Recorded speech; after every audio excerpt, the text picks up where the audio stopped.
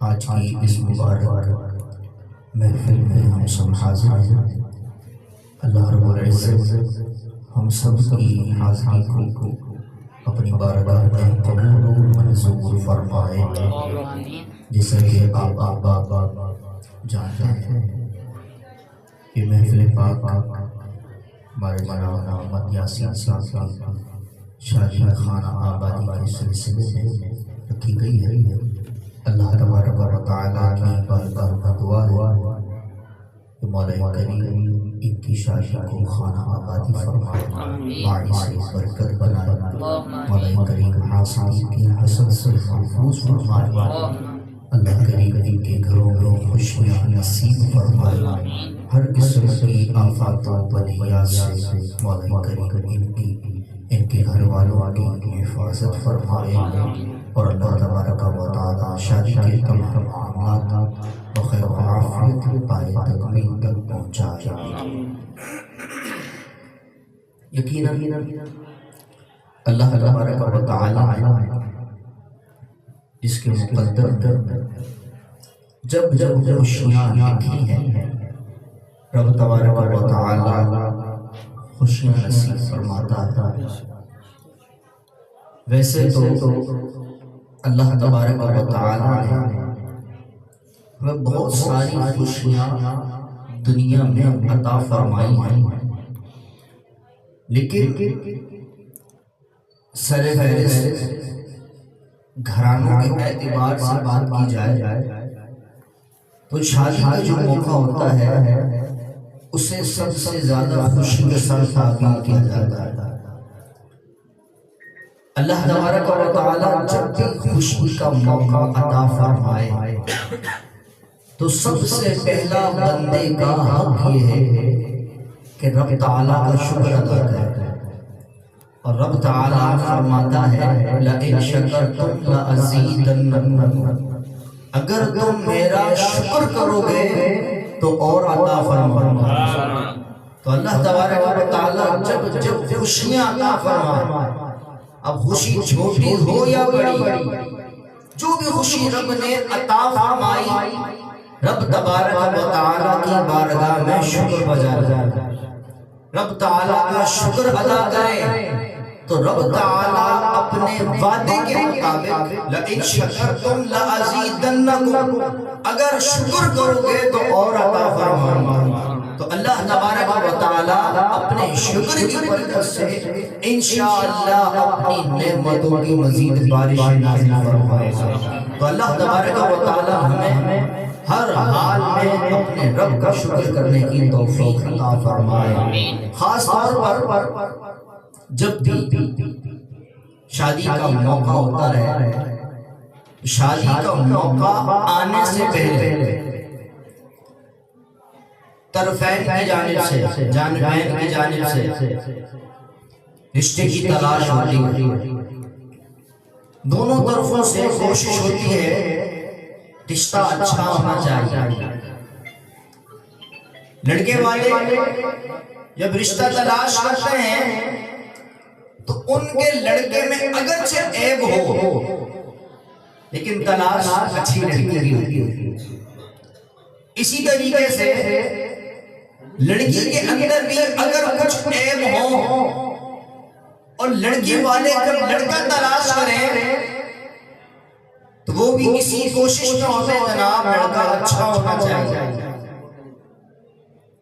دونوں جانبین سے کوششیں یہی ہوتی ہیں کہ جناب اچھا رشتہ ملے۔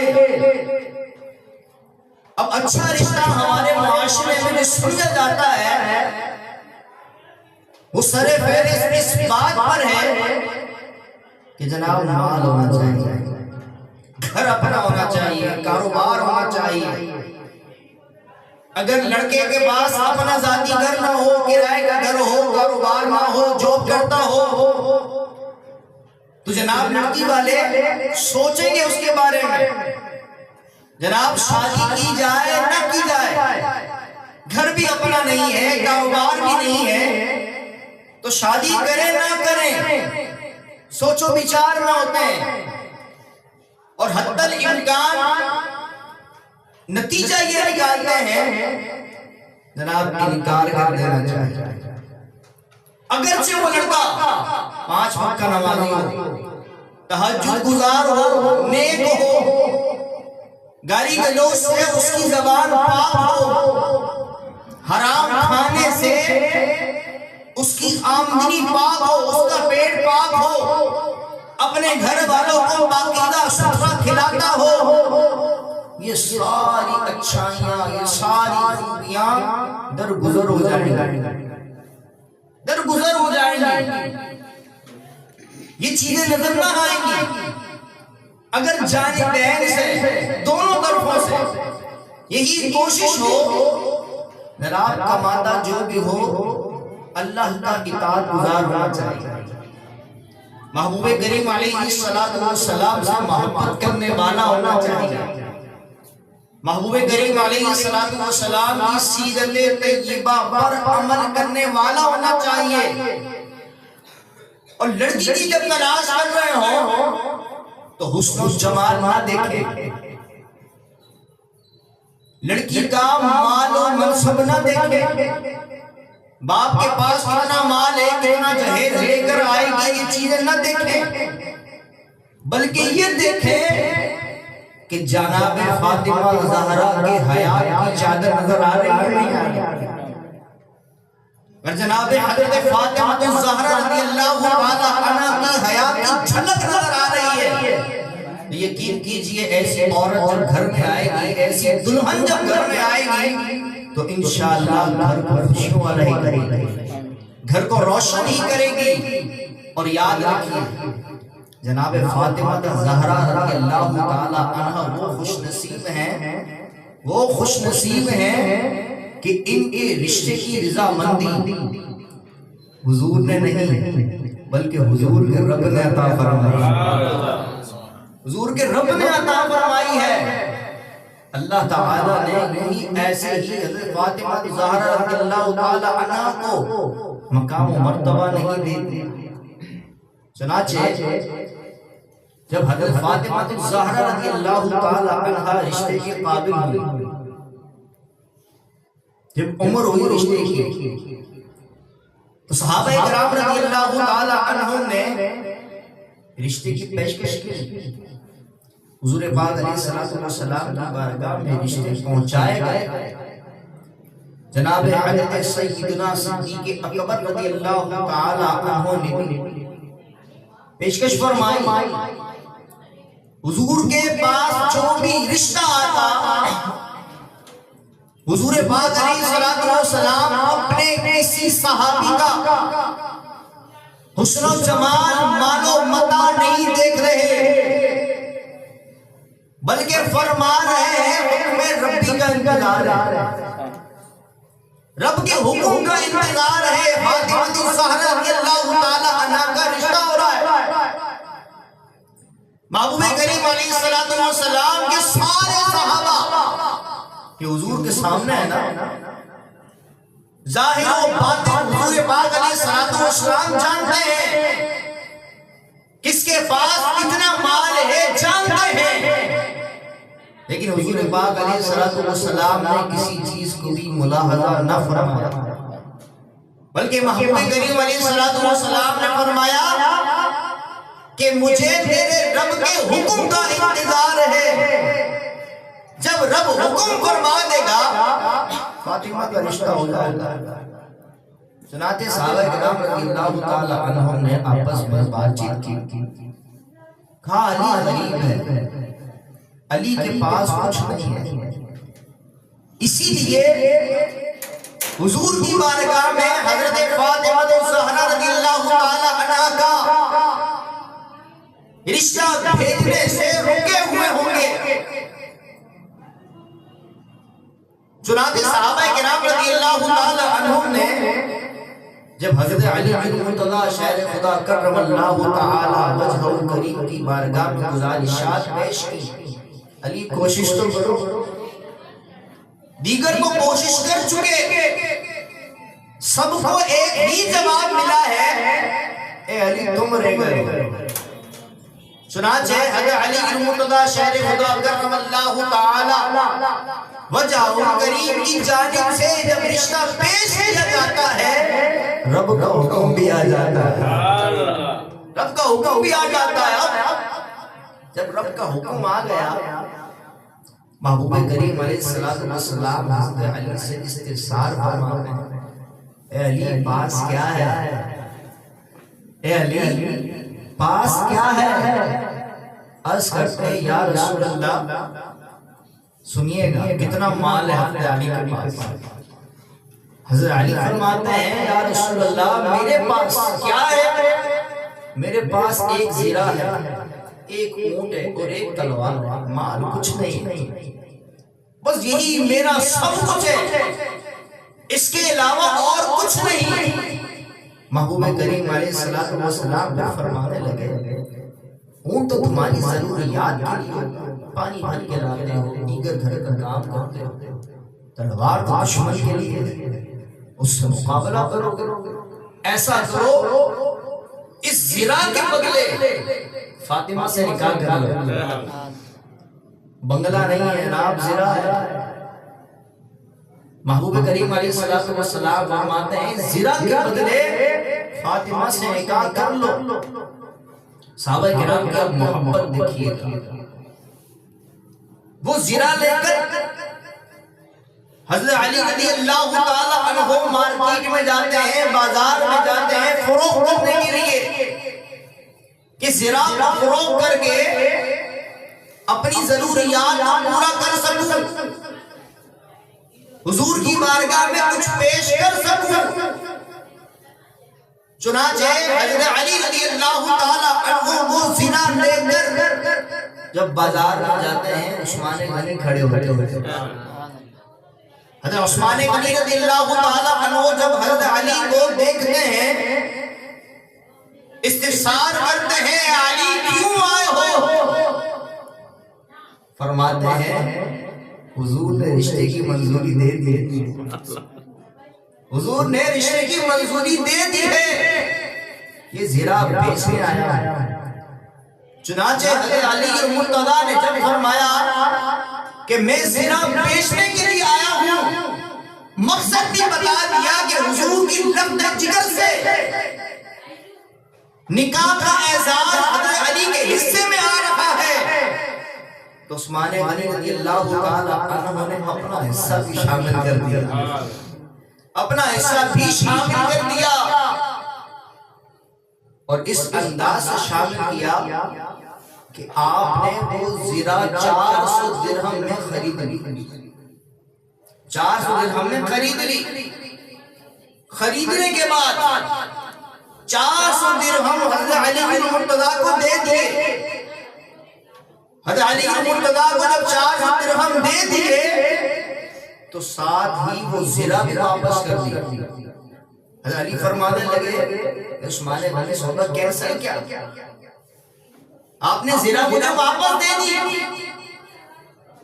عثمان غنی رضی اللہ تعالی عنہ فرمانے لگے واپس نہیں دے دی بلکہ تمہیں تحفہ دے دی۔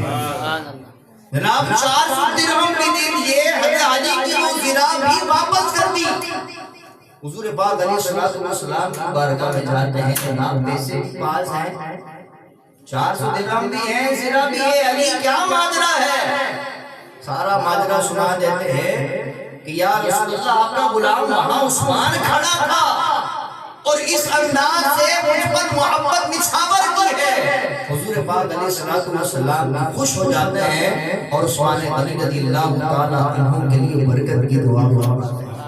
اور جب ایسے پاکیزہ رشتے ہوتے ہیں کہ جہاں پر حسن اخلاق دیکھتے ہیں، کردار دیکھتے ہیں، مال و متاع نہیں دیکھتے، تو پھر اولاد حسن و حسین ہی آتی ہے۔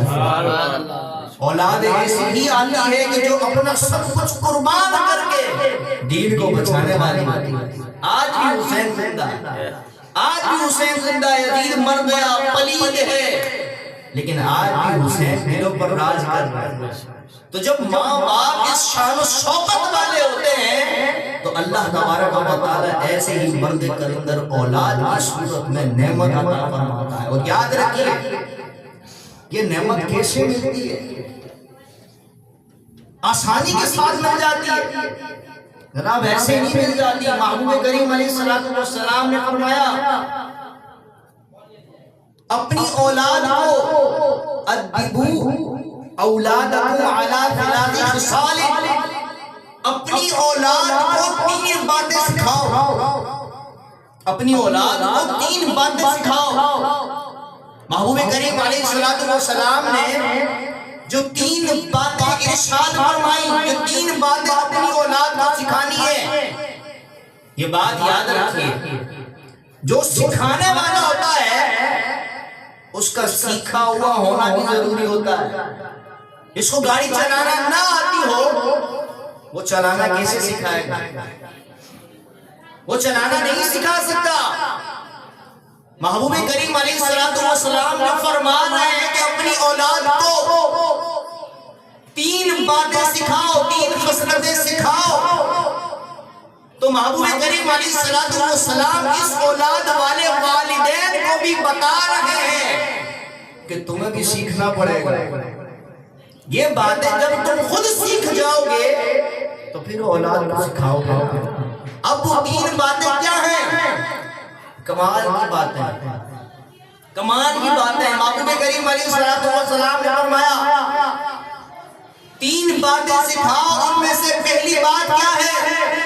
حب نبیکم، اپنے نبی کی محبت سکھاؤ. اپنے نبی کی محبت سکھاؤ اپنی اولاد کو. محبوب کریم علیہ السلام نے نبی کی محبت کے بعد فرمایا وحب اہل بیتی، نبی کی محبت بھی سکھاؤ، نبی کے گھر والوں سے عشق بھی سکھاؤ. اور پھر محبوب کریم علیہ السلام نے تیسری بات ارشاد فرمائی وقراءۃ القرآن، اور قرآن پڑھنا سکھاؤ، قرآن کی تلاوت کرنا سکھاؤ. یہ 3 باتیں ایسے ہیں جو انسان کے اخلاق و کردار کو سنوارنے کے لیے کافی ہے. پہلی بات محبوب کریم علیہ السلام نے فرمائی کہ اپنی اولاد کو اپنے نبی کی محبت سکھاؤ. تو محبت کیسی ہو؟ محبت کیسی ہو؟ بخاری شریف کی حدیث بات ہے. محبوب کریم علیہ السلام خود فرما رہے محبت سکھانی کیسی ہے. محبوب کریم علیہ السلام نے ارشاد فرمایا لا یؤمن احدکم حتی اکون احب الیہ من والدہ وولدہ والناس اجمعین. محبوب کریم علیہ السلام نے ارشاد فرمایا کوئی شخص اس وقت تک مومن نہیں ہو سکتا کہ جب تک اپنی اولاد سے زیادہ، اپنے ماں باپ سے زیادہ مجھ سے پیار کرنے والا، مجھ سے پیار اس طرح کرے کہ اپنی اولاد سے زیادہ، اپنے ماں باپ سے زیادہ، والناس اجمعین، اور جتنے بھی لوگ ہیں ان تمام لوگوں میں سب سے زیادہ اگر محبت ہو تو محبت مصطفیٰ. اگر کسی سے محبت ہو تو وہ محبت مصطفیٰ ہو، محبوب علیہ السلام کی محبت ہو. اور صحابہ کرام رضی اللہ تعالی عنہم نے یہ محبت کیسی سیکھی؟ صحابہ کرام رضی اللہ تعالی عنہم نے یہ محبت ایسی سیکھی، ایسی محبت سیکھی کہ محبوب کریم علیہ السلام کا بس ارشاد ہو جائے، محبوب کریم علیہ السلام کی ادا دیکھیں تو صحابہ کرام رضی اللہ تعالی عنہم وہ کرنے لگ جاتے ہیں. صحابہ کرام رضی اللہ تعالی عنہم نے کیسی محبت کی؟ حضرت حنظلہ رضی اللہ تعالی عنہ شادی کی پہلی رات ہے، شادی کی پہلی رات ہے جناب، جنگ کے لیے پیغام آتا ہے، شادی کی پہلی رات ہے. تمہیدن میں نے عرض کیا نا کہ جناب ساری خوشیاں مل رہی ہوتی ہیں، لیکن جو شادی کی خوشی ہوتی ہے وہ انسان سب سے زیادہ اسے اہمیت دیتا ہے. حضرت حنظلہ رضی اللہ تعالی عنہ شادی کی پہلی رات اپنی دلہن کے ساتھ اپنے حجرہ عروسی میں موجود ہیں. جنگ کے لیے پکارا جاتا ہے آؤ دین خدا کے لیے، آؤ رائے خدا میں اپنی جانوں کو قربان کرنے کے لیے، دین تمہیں پکار رہا ہے. حضرت حنظلہ رضی اللہ تعالی عنہ پر غسل فرض ہوتا ہے. آپ نے غسل کرنے کو بھی تاخیر سمجھا, غسل کرنے نہ گئے. محبوب کریم علیہ السلام کی جانب سے پکار سنی. ایسی محبت ہے جناب, ساری خوشیوں کو بالائے طاق لاتے ہوئے محبوب کریم علیہ السلام کے قدموں پر اپنی جان کا نذرانہ لے کر پیش ہو. اسی لیے شاعر نے کہا, جہاد محبت کی آواز گونجی کہاں زلانے یہ دلہن سے اپنی. اللہ تعالیٰ آپ سب کو مدینہ مجھے بھی اللہ کرے بیٹی کرے دعا کرے اللہ تعالیٰ وہیں مسکن بنا لے, مدفن بنا لے. اللہ ہم سب کو بار بار نصیب کرے. تو آپ جب بہت شہید کی زیارت کرنے جائیں گے نا, تو جن لوگوں کو پتا ہوگا وہ انشاءاللہ آپ کو حضرت حنظلہ رضی اللہ تعالیٰ عنہ کا مزار بھی دکھائیں گے.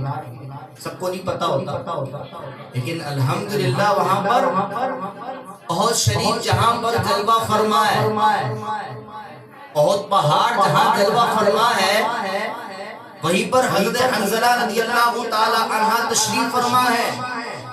احد تشریف فرما ہے اس لیے کہا کیونکہ احد پہاڑ وہ خوش نصیب ہے جس کے بارے میں محبوب کریم علیہ السلام نے فرمایا یہ ہم سے محبت کرتا ہے, ہم اس سے محبت کرتے ہیں.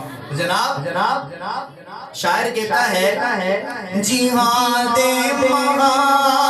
محبت کی آواز گونجی کہاں زلانے یہ دلہن سے اپنی اجازت اگر ہو تو جام شہادت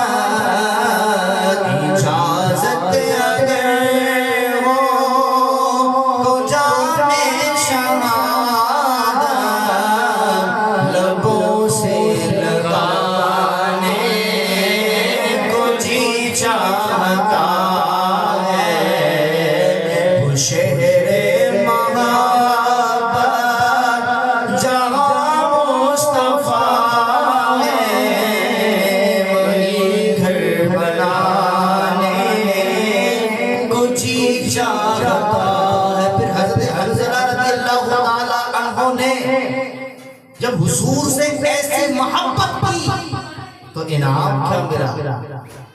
جب جنگ ختم ہو گئی حضرت حنظلہ رضی اللہ تعالی عنہ کا جسم نظر نہیں آ رہا, صحابہ کرام رضی اللہ تعالی عنہ نے عرض کی یا رسول اللہ سب کے جسم موجود ہیں لیکن حنظلہ غائب ہے.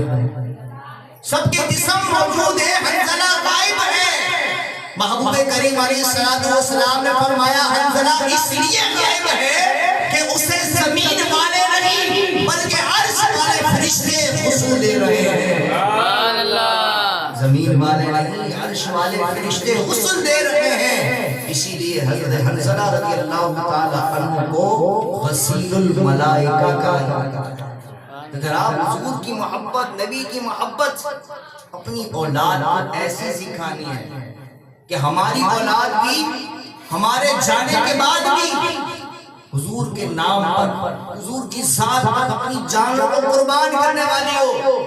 اور جب اپنی جانوں کو قربان کرنے والی اولاد ہوگی, یقین مانیے جو اولاد نبی کے نام پر قربان کرنے والی ہوگی, نبی سے محبت کرنے والی ہوگی, اپنے ماں باپ سے بھی محبت کرنے والی ہوگی. کیونکہ نبی کی محبت سکھا رہی ہے, نبی کی محبت کی ارشاد بتا رہی ہے کہ ماں باپ کو تکتے جاؤ, حج کا ثواب کماتے جاؤ. جو نبی کا ہوگا وہ ماں باپ کا بھی ہوگا, اور جو نبی کا نہ ہوا ماں باپ کا بھی نہ ہوگا. جو نہ رب کا ہے نہ رب کے محبوب کا ہے وہ اپنے ماں باپ کا بھی نہیں ہے. پھر یہی ہوگا جیسے ہی ماں باپ کی آنکھیں بند ہوگی اولاد کی لڑائی شروع ہوگی. جناب باپ کا جنازہ پڑا ہے, جائیداد پہ لڑائی شروع ہو گئی, ابھی باپ کا 100 میں 40واں نہیں ہوا، جناب جائیداد کا جھگڑا ہے، باپ کو ایصال ثواب کیا کرنا ہے، باپ کے لیے دعائے مغفرت کیا کرنی ہے، کچھ سروکار نہیں ہے، مال سے سروکار ہے جناب۔ تو اس لیے اللہ تعالیٰ جسے اولاد عطا فرمائے وہ 3 باتیں پہلے سے سیکھ لے، اپنے نبی سے محبت کرنا سیکھ لے، اور ایسی محبت سیکھ لے کہ اپنی زبان سے خود بھی کہہ رہا ہو، اونے جانا اونے مانا نہ رکھا میرے سے کام، اونے جانا اونے مانا نہ رکھا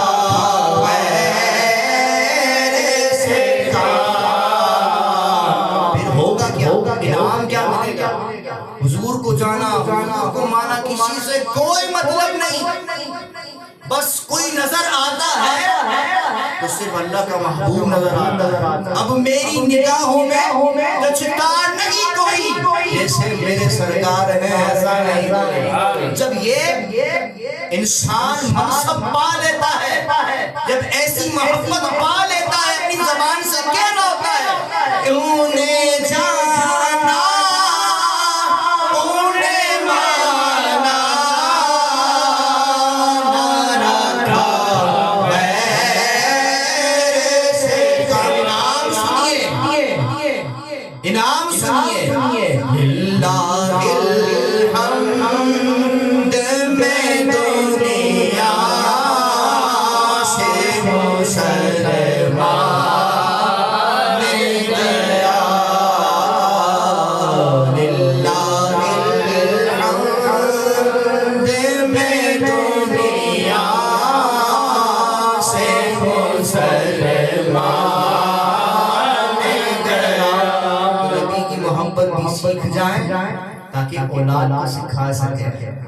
حضور نے فرمایا میری اہل بیت کی محبت سکھاؤ، میرے اہل بیت کی محبت سکھاؤ، تو خود بھی اہل بیت سے محبت سیکھ جائیں تاکہ اولاد کو بتا سکیں امام حسن، امام حسین اور اہل بیت اطہار کے ہر فرزند سے، ہر شخص سے الحمدللہ ہمیں محبت ہے۔ اس لیے کہہ رہے ہیں میں تو پنجے کرنے کا غلام ہوں، میں تو پنجے کرنے کا غلام ہوں۔ تو غلام ہے حضور کے بھی، حضور کے اہل بیت کے بھی، اور قرآن سے بھی۔ حضور پاک علیہ السلام نے رشتہ قائم کرنے کا حکم فرمایا، تلاوت قرآن کرو، صرف رمضانی نہیں، صرف رمضانی تلاوت نہیں، صرف رمضان آنے پر تلاوت نہیں، بلکہ روزانہ تلاوت قرآن ہو۔ جب اس طرح خود باپ تلاوت قرآن کرنے والا ہوگا، اہل بیت اطہار سے محبت کرنے والا ہوگا، حضور سے محبت کرنے والا ہوگا، تو انشاءاللہ اولاد بھی عاشق رسول پیدا ہوگا۔ اللہ کریم ہم سب حاضری قبول و منظور فرمائے، اللہ کریم ہم سب کو نیک بنائے، نیک اولاد عطا فرمائے، اور ایسی اولاد جو ہاتھ پکڑ کر جنت میں لے جانے والے۔ آمین بجاہ النبی صلی اللہ علیہ وسلم۔